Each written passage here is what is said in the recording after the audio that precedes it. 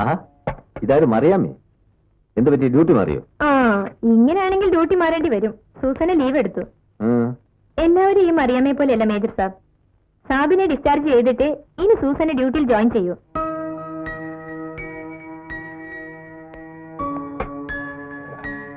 Good night major sir. Good night.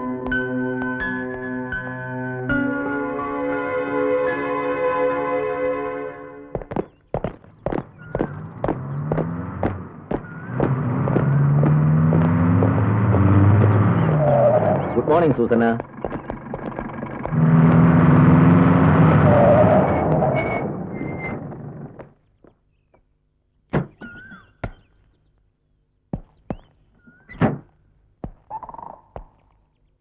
എന്നെ discharge ചെയ്തിട്ടേ തിരിച്ച് ജോയിൻ ചെയ്യുന്ന നിർബന്ധമായിരുന്നു അല്ലേ?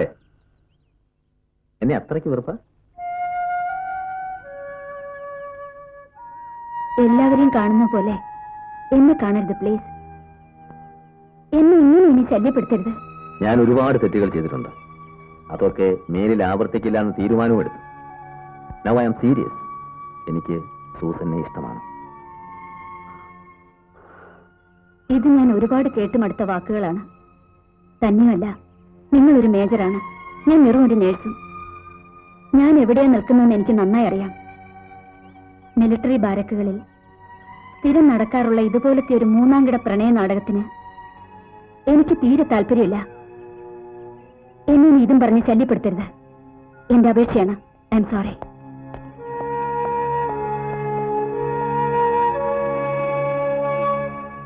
രാജേട്ടൻ വളരെ ആലോചിച്ചെടുക്കേണ്ട തീരുമാനമാണ്. ആൽക്കഹോളിക് ആയ ഒരപ്പൻ, പേരുദോഷം കേട്ട് കെട്ടിക്കാൻ നിൽക്കുന്ന ചേച്ചി, പോലീസ് സ്റ്റേഷനിൽ സ്ഥിരം കയറി ഇറങ്ങുന്ന അനുജൻ, അതിന്റെ ഇളയതൊരു പെങ്കൊച്ച് സ്കൂളിൽ. എല്ലാം സൂസന്നയുടെ ശമ്പളം കൊണ്ട് മാത്രം വേണം നടക്കാൻ. തന്നെയുമല്ല, രാജേട്ടന്റെ കുടുംബക്കാർക്ക് ഇത് ചിന്തിക്കാൻ പോലും പറ്റില്ല. രാജേട്ടന്റെ കാര്യങ്ങൾ രാജേട്ടൻ തീരുമാനിച്ചോളാം. താൻ സൂസന്നയുമായിട്ട് സംസാരിച്ച് അപ്പനെ ഒന്ന് കാണാനുള്ള ഏർപ്പാട് ചെയ്താൽ മതി. I really mean it. I'm serious. Okay, ഞാൻ സംസാരിക്കാം. See you tomorrow. Good night. Good night.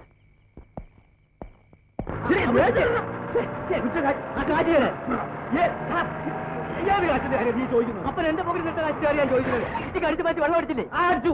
എന്റെ ഇപ്പൊ കാശില്ല. സൂസന് വരുമ്പോ വാങ്ങിച്ചു തരും. തരാ പറഞ്ഞു.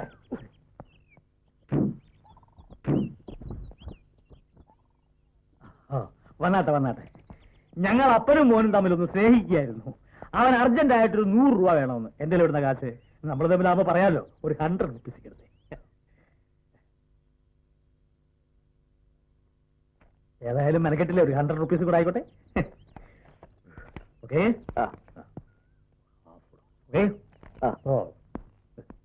ഇത് മേജർ രാജശേഖരൻ നമ്പ്യാർ. ഞാൻ ഡൊമിനിക് ഫെർണാണ്ടസ്. സർവീസിൽ ഡ്രൈവർ ആയിരുന്നു. ഇപ്പൊ റിട്ടയർ ആയിട്ട് കുറച്ചു കാലമായി. Please come.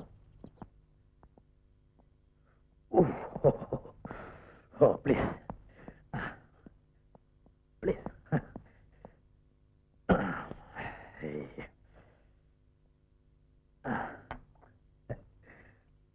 ഓഫർ ചെയ്യാനില്ല, സോറി. ഞാൻ സൂസന്നയോട് സംസാരിച്ചിരുന്നു. അവളെല്ലാം പറഞ്ഞു. കേട്ടോ വേറെ, ഞാൻ ഉള്ള കാര്യം ഉള്ളതുപോലെ പറയും. എന്റെ മോള് സൂസന്ന കാണാൻ കൊള്ളാവുന്ന ഒരു പെണ്ണായതുകൊണ്ട് അവള് ജോലി ചെയ്തിട്ടുള്ള എല്ലാ ക്യാമ്പുകളിലും ലെഫ്റ്റനന്റ് മുതല് കേണലന്മാര് വരെ കല്യാണാലോചനയായിട്ട് വന്നിട്ടുണ്ട്. പക്ഷെ ഉള്ള കാര്യം ഉള്ളതുപോലെ പറയുമ്പോ ഈ ആലോചനക്കാരൊന്നും തിരിച്ചു വന്നിട്ടുമില്ല. അതുകൊണ്ട് പറയുന്നതാ. നാൻസി, എനിക്ക് 4 മക്കളാ, 3 പെണ്ണും ഒരാണും. ഭാര്യ ഉള്ളത് അകത്ത് കിടപ്പിലായിട്ട് കുറച്ചു കാലമായി. ഇത് സൂസന്നയുടെ മൂത്തതാ നാൻസി. ഇവിടെ അടുത്ത് തയ്യക്കടലാ ജോലി. ഇത് ജൂഡി, 10ാം ക്ലാസ്സിലാ. പിന്നെ ആണൊരുത്തരുള്ളവനെ നേരത്തെ കണ്ടല്ലോ. അവന് പ്രത്യേകിച്ച് ജോലിയൊന്നും ഇല്ല. മറ്റുള്ളവർക്ക് ജോലി ഉണ്ടാക്കുക എന്നുള്ള അവന്റെ ജോലി. ഇതൊക്കെയാ ഇവിടുത്തെ അവസ്ഥ. നിങ്ങൾ ചായ കുടിക്കേ. കേട്ടോ നേരെ, മൂത്തവളെ കെട്ടിച്ചയക്കണം, ചെറുക്കൻ ഒരു ജോലി വാങ്ങിച്ചു കൊടുക്കണം, ഇളയവളെ പഠിപ്പിക്കണം. വീട്ടുകാരത്തേക്ക് മരുന്ന് വാങ്ങിച്ചു കൊടുക്കണം. എനിക്ക് കിട്ടുന്ന മുക്കാച്ചക്കരം പെൻഷൻ കാശുകൊണ്ട് ഒന്ന് നാവ് നനയ്ക്കാൻ പോലും തികയില്ല. പിന്നെ എല്ലാം സൂസന്നയുടെ ശമ്പളം കൊണ്ട് വേണം നടക്കാൻ. ചുരുക്കി പറഞ്ഞാൽ സൂസന്ന ഞങ്ങളുടെ ഒരു കറവ പശുവാണ്. അതുകൊണ്ട് ഇവിടുത്തെ എല്ലാ കാര്യങ്ങളും എല്ലാ ചെലവുകളും നോക്കി നിർത്താൻ തയ്യാറുള്ള ഒരാൾക്ക് മാത്രമേ ഞാൻ എന്റെ മോളെ കെട്ടിച്ചു കൊടുക്കൂ. സൗകര്യം ഉണ്ടെങ്കിൽ മതി, അല്ലെങ്കിൽ അവൾ ഇവിടെ സന്തോഷമായിട്ട് നിന്നോളും. ആ, എല്ലാം അറിഞ്ഞുകൊണ്ട് തന്നെയാ വന്നത്. ഞാനൊന്ന് ആലോചിച്ചിട്ട് സണ്ണി വഴി അറിയിക്കാം. മതി, ധാരാളം മതി. ആ, ഇതിനൊക്കെ പുറമെ മാസാമാസം കൃത്യമായി നല്ലൊരു തുക 1-ാം തീയതി തന്നെ ഇവിടെ എത്തിക്കണം. അങ്ങനെയാണെങ്കിൽ മുന്നോട്ട് ആലോചിച്ചാൽ മതി. ആയിക്കോട്ടെ. ആ ആ.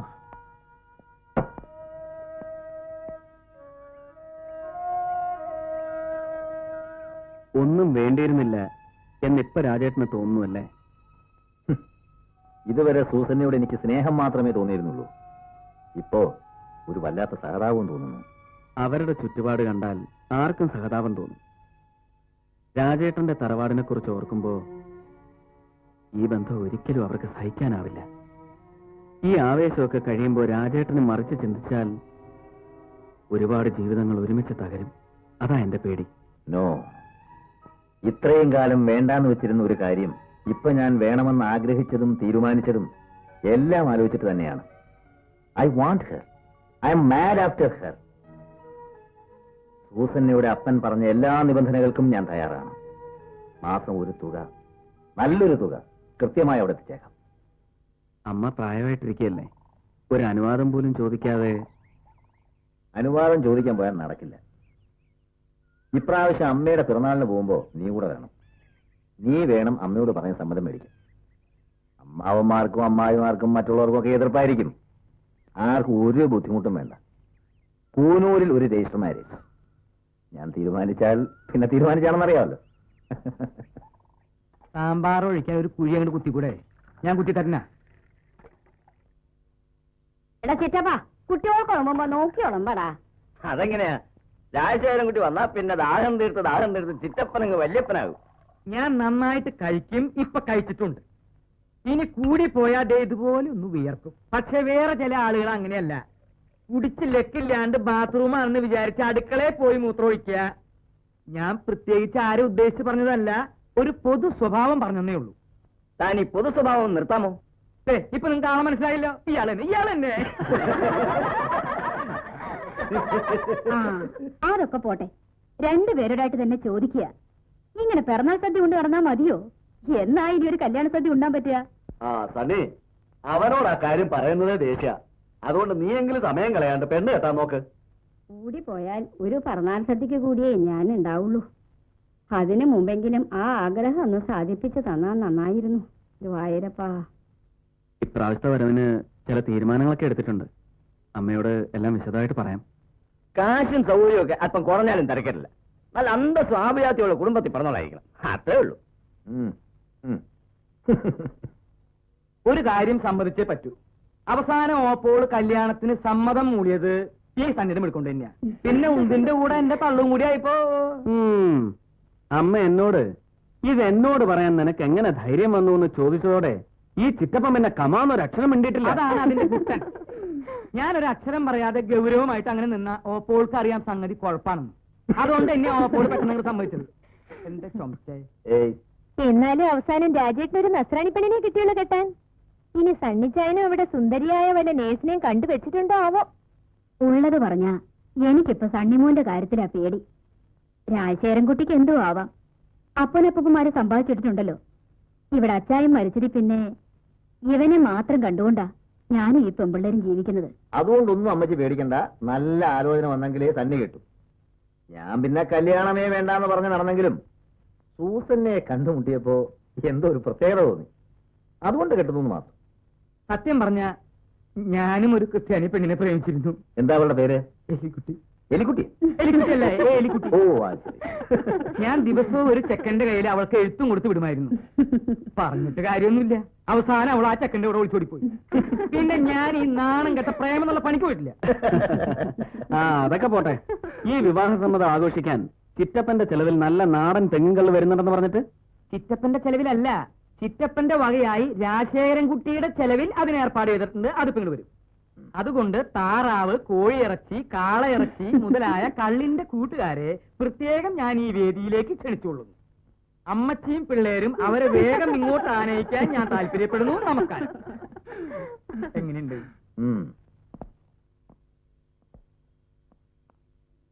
എന്നാ പിന്നെ ഞങ്ങൾ പോയിട്ട് വരാം. എനിക്ക് മൂത്തമ്മാമന് മാത്രല്ല, ഈ കുടുംബത്തിൽ ആർക്കും ഇഷ്ടമുള്ള കാര്യമല്ല നീ ചെയ്യാൻ പോണത്. നിന്റെ പ്രായക്കാരെ ഭാര്യയും കുട്ടികളെയും ജീവിക്കണെ കാണുമ്പോ ഈ അമ്മയുടെ മനസ്സ് നീറാറുണ്ട്. ഇപ്പോഴെങ്കിലും ഇങ്ങനൊരു തോന്നലുണ്ടായല്ലോ എന്നൊരൊറ്റ ആശ്വാസം എനിക്കുള്ളൂ. ഇതുകൊണ്ടുണ്ടാവാൻ പോകുന്ന ഭവിഷ്യത്തുകളൊന്നും പറഞ്ഞു തരേണ്ട കാര്യമില്ല. അതൊക്കെ മനസ്സിലാക്കാനുള്ള ബുദ്ധിയും പ്രായവും നിനക്കുണ്ട്. നന്നായി വരട്ടെ.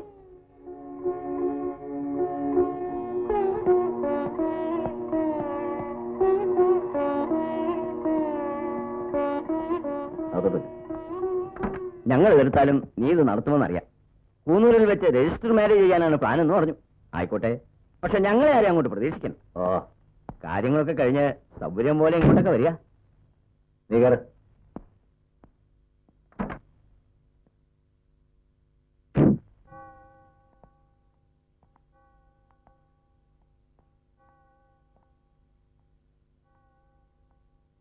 സണ്ണി എല്ലാം പറഞ്ഞു കാണുമെന്നറിയാം.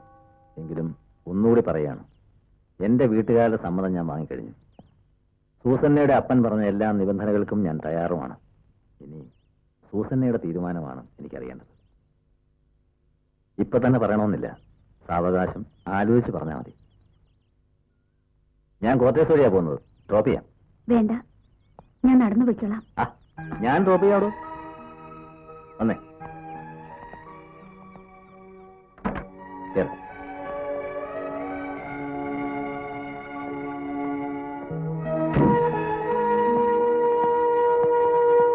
കഴിഞ്ഞ തറവാട്ടിൽ ചെന്ന് ഒരാഴ്ച താമസിക്കുമ്പോ എല്ലാം ശരിയാവും. സൂസനെ ആർക്കാ ഇഷ്ടപ്പെടാതിരിക്കുക? രാജേട്ടൻ നോക്കിക്കോ, അവസാനം സൂസനെ ആയിരിക്കും അമ്മയുടെ പെറ്റ്. Condolence major. സാധാരണ ചായ കുടിക്കണമെങ്കിൽ ചായപ്പൊടി വാങ്ങിക്കാൻ പതിവ്. ഇതിപ്പോ അതിനു പകരം ചായ കടയോടങ്ങ് വാങ്ങിക്കാൻ പോകണമെന്ന് പറഞ്ഞു. മനസ്സിലായില്ല. പോട്ടെ രാജേട്ടാ, വിവരക്കേട് കേസാ, വിട്ടേക്ക്. ഡോക്ടർക്ക് വിവരമുണ്ടെന്ന് ഇപ്പൊ മനസ്സിലായി. അറിഞ്ഞുകൊണ്ട് എക്സ്പയറി ഡേറ്റ് കഴിഞ്ഞ് മരുന്ന് ഗുരുവിന് എന്നെ പ്രിസ്ക്രൈബ് ചെയ്ത് കൊടുത്തു. മിടുക്കൻ. What do you mean? ഒരുപാട് ബാരക്കുകൾ കറങ്ങിയടിച്ചു വന്ന പഴഞ്ചരക്കിനെ തന്നെ തലയിൽ വെച്ചു കൊടുക്കാൻ ധൈര്യമുണ്ടായെന്ന് പറയായിരുന്നു.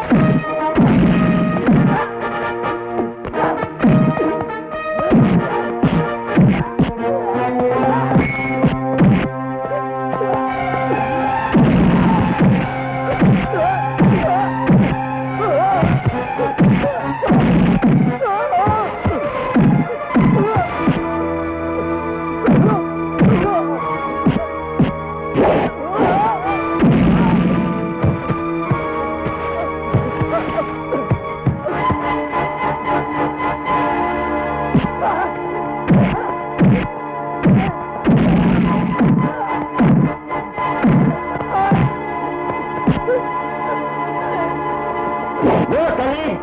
No! Get lost! മതി മതി. രാജശേഖരം കൂട്ടി ചുരുട്ടുവലിയും റമ്മൂടിയും കല്യാണത്തോടെ നിർത്തിയത് ചിറ്റപ്പന് വലിയൊരു അടിയായിപ്പോയി. അതുകൊണ്ട് ഇപ്പൊ പഴയ ഒരു ശരിയില്ല. അങ്ങാടി തോറ്റ അമ്മയോട് എന്നൊരു പഴഞ്ചൊല്ലുണ്ട്. എന്തിനാ അമ്മാവ ഈ ചിറ്റപ്പന്റെ മേൽ ചാടിക്കേറണേ? എന്റെ കോട്ട കൂനൂര് ചെല്ലുമ്പോ എപ്പോഴും ഉണ്ട്, ഇപ്പോഴും ഉണ്ട്. ഏതായാലും സൂസനെ സമ്മതിച്ചിരിക്കുന്നു. രാജശേഖരൻ കുട്ടിയെ കൊണ്ട് എല്ലാം നിർത്തിച്ചല്ലോ. അതല്ലേലും നസ്രാണി പെമ്പിള്ളേർക്ക് ഭർത്താക്കന്മാരെ ചൊൽപ്പടിക്ക് നിർത്താൻ ഒരു പ്രത്യേക കഴിവ് തന്നെയാ. അയ്യോ, പ്രത്യേക കഴിവുകളൊന്നും ഇല്ലാത്ത പാവങ്ങള്. ഭർത്താക്കന്മാർക്ക് ഇത്തിരി മൂത്രം ഒഴിക്കണമെങ്കിൽ അച്ചിമാരുടെ സമ്മതം വേണം. അല്ല, ഈ തമാശ കേട്ടിട്ട് ആർക്കും ചിരി വരുന്നില്ലേ? വേണ്ട, ഞാൻ തന്നെ ചിരിച്ചോളാം. അല്ല, അറിയാഞ്ഞിട്ട് ചോദിക്കുക. കല്യാണം കഴിഞ്ഞിട്ട് വർഷം ഒന്നായില്ലേ? വിശേഷമൊന്നുമില്ലേ? ഇപ്പോഴത്തെ ചെറുപ്പക്കാർക്ക് ഇതൊക്കെ ഒരു ഫാഷനാ. അത് ചെറുപ്പക്കാർക്കല്ലേ. ഇനി നിങ്ങൾ വെച്ച് താമസിപ്പിച്ച അവസാനം കിട്ടാണ്ടാവും. പറഞ്ഞേക്കാം. കുട്ടികളില്ലാന്ന് വെച്ചിട്ട് അത് വലിയ ദോഷമുള്ള കാര്യമൊന്നുമല്ല. ഇനി ധാരാളം സമയമുണ്ട്. പിന്നെ വേറൊരു കൂട്ടരുണ്ട്, ഉണ്ണ ഉറങ്ങ, ഉണ്ണ ഉറങ്ങ, ഉണ്ണികളെ സൃഷ്ടിക്കുക. അതിലും വലിയ കാര്യമൊന്നുമില്ല. ഞാൻ നിങ്ങളെ ഉദ്ദേശിച്ച് പറഞ്ഞതല്ല, ലോക സ്വഭാവം പറഞ്ഞതേ ഉള്ളൂ. ദേ, ഇതിന് ഇത്തിരി എടുത്തേണ്ട ചവച്ചേൻ ആ ദുഷ്ടിന്റെ ഒന്ന് മാറട്ടെ. ഇത്തിരി അമ്മായിക്കും കൊടുക്കുക. ഇത് ചിറ്റപ്പൻ പഴയ ഫോട്ടോയാ.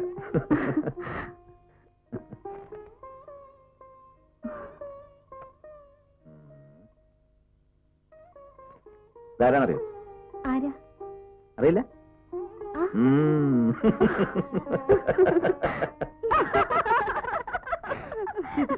ചേച്ചി കൊള്ളിച്ചെന്ന് പറഞ്ഞത് ഏതായാലും നന്നായി. അവളെ കണ്ടാൽ അറിയില്ലേ അവളിനി പ്രസവിക്കില്ലാന്ന്. അതിന് ഗർഭപാത്രം ഉണ്ടായിട്ട് വേണ്ടേ പ്രസവിക്കാൻ. ഇവറ്റോളൊക്കെ പലതും കഴിഞ്ഞ് അതൊക്കെ എടുത്ത് കളഞ്ഞിട്ടല്ലേ കെട്ടുന്നത്. ഏതായാലും നമ്മുടെ രാജശേഖരൻ കുട്ടി അവസാനമായി കണ്ടുപിടിച്ചു കൊണ്ടുവന്നത് അബദ്ധമായി പോയല്ലോ എന്റെ ഈശ്വര. നേഴ്സാണെന്ന് കേട്ടപ്പോഴേ ഞാൻ നിരീക്ഷതാ ഇതൊക്കെ ഇങ്ങനെ ഉണ്ടാവുമെന്ന്. സാരമില്ല, ഇതൊന്നും കേട്ടതായിട്ട് ഭാവിക്കണ്ട. ഇതുങ്ങളൊക്കെ ഇങ്ങനെയാ. നമുക്കിനി ഇവിടെ നിൽക്കണ്ട, നാളെ തന്നെ കൂനൂർക്ക് മടങ്ങാം.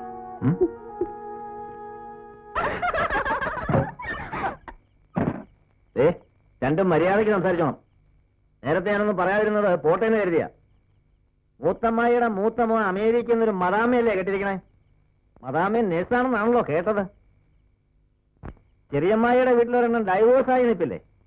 പറയാനാണെങ്കിൽ ഇനിയും കൊണ്ട് ഒരുപാട് കഥകൾ. എന്നെ കൊണ്ട് കൂടുതലൊന്നും പറയിപ്പിക്കണ്ട. ആ,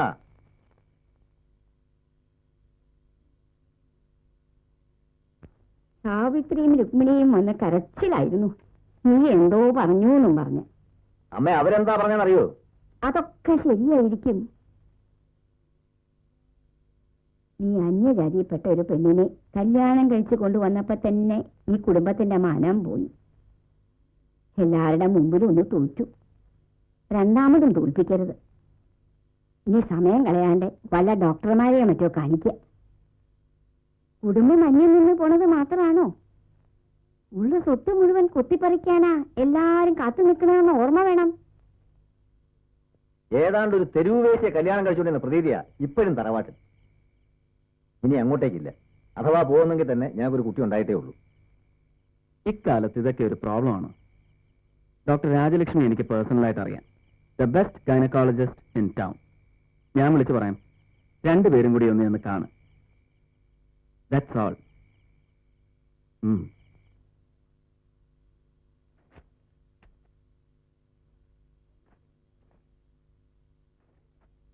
രണ്ടുപേരും നോർമലാണ്.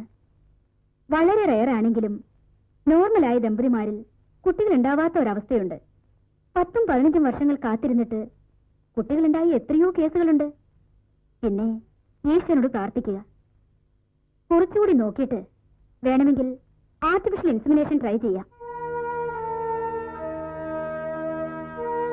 പിന്നെ റിപ്പീറ്റഡായി അബോർഷൻസ് നടത്തിയിട്ടുള്ള സ്ത്രീകളിൽ ഇങ്ങനെ ധാരാളം കാണാറുണ്ട്. പക്ഷേ അങ്ങനെ ഒരു ഹിസ്റ്ററി സൂസനിക്കില്ലല്ലോ. എനിവേ, തൽക്കാലം സൂസനിക്ക് ഞാനൊരു മരുന്ന് കുറിച്ചു തരാം. അത് കഴിക്കുക. Then let us wait and see.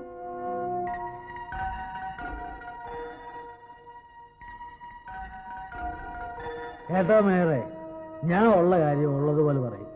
എന്റെ മോള് സൂസന്ന കാണാൻ കൊള്ളാവുന്ന ഒരു പെണ്ണായതുകൊണ്ട് അവള് ജോലി ചെയ്തിട്ടുള്ള എല്ലാ ക്യാമ്പുകളിലും ലഫ്റ്റനന്റ് മുതല് കേണലന്മാർ വരെ ആലോചനയായിട്ട് വന്നിട്ടുണ്ട്. പക്ഷെ ഉള്ള കാര്യം ഉള്ളതുപോലെ പറയുമ്പോ ഈ ആലോചനക്കാരൊന്നും തിരിച്ചു വന്നിട്ടുമില്ല. അതുകൊണ്ട് പറയുന്നതാ.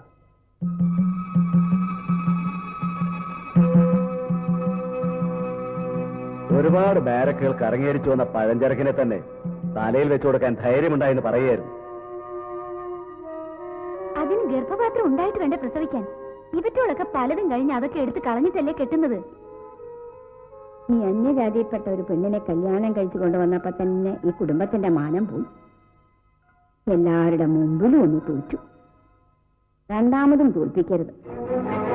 റിപ്പീറ്റഡായി അബോർഷൻസ് നടത്തിയിട്ടുള്ള സ്ത്രീകളിൽ ഇങ്ങനെ ധാരാളം കാണാറുണ്ട്. പക്ഷേ അങ്ങനെ ഒരു ഹിസ്റ്ററി സൂസനിക്കില്ലല്ലോ. അങ്ങനെ ഒരു ഹിസ്റ്ററി ഉണ്ടാവാനേ വഴിയുള്ളൂ.